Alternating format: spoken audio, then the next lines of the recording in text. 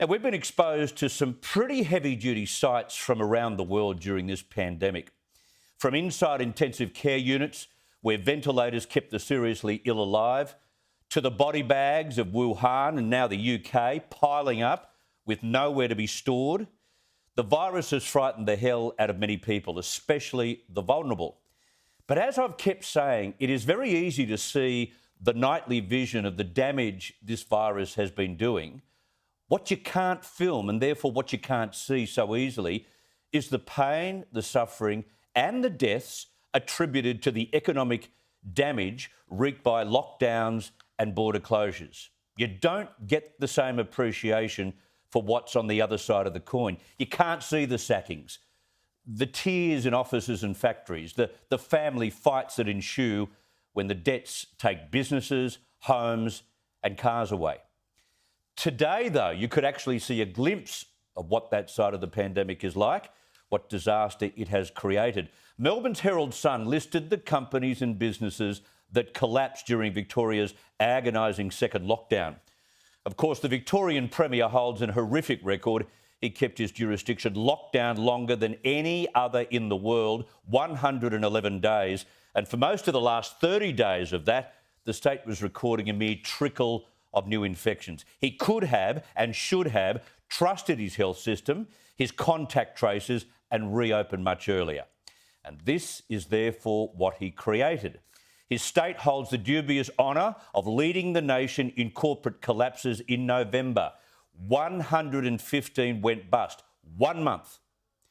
There were businesses in the tourism and accommodation sectors, beauty salons, building services, electrical goods. This is what dies when you keep borders closed and lock people down. Investment firms went bust. There's a footwear importer, recycling company, concreters, industrial parts suppliers, bars and restaurants, engineering firms. Think of the families who've spent decades building their businesses up, who've finished up with nothing but a lifetime of remaining debt. Payroll firms folded, courier companies, construction firms gone, plumbers out of work, corner shops have been forced to close, wool distributors too, carpet stores.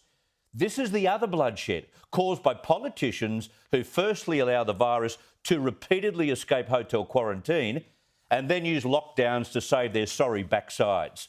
Environmental companies closed, capital raising firms gave up, travel companies gone, freight movers lost everything, food groups in liquidation, and on it goes. Each and every one of those companies listed have a tragic, heartbreaking story to tell. Across Victoria, 1,384 businesses failed from January to November last year. That's with JobKeeper. And to think that even now, with all that data available, Dan Andrews has kept the border closed to parts of Sydney with infinitesimal COVID cases. Some haven't had a case for 60 days. The New South Wales Premier tried again today to explain the connection between the economy and closed borders. We do have control, some control about internal borders. And if we want to keep people in jobs, if we want to keep tourism alive, if we want to keep the states growing, and remember, if we don't consume and buy and sell off each other in Australia, we'll see GST revenue go down, which will again cause economic challenges. It is such common sense.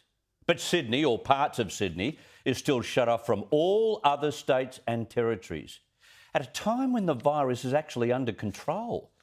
While trying to reach zero virus cases is all very appealing to the local electorate, to your voters, it doesn't cater for the economy. It puts people out of work, livelihoods are crushed, and it does nothing for Australia.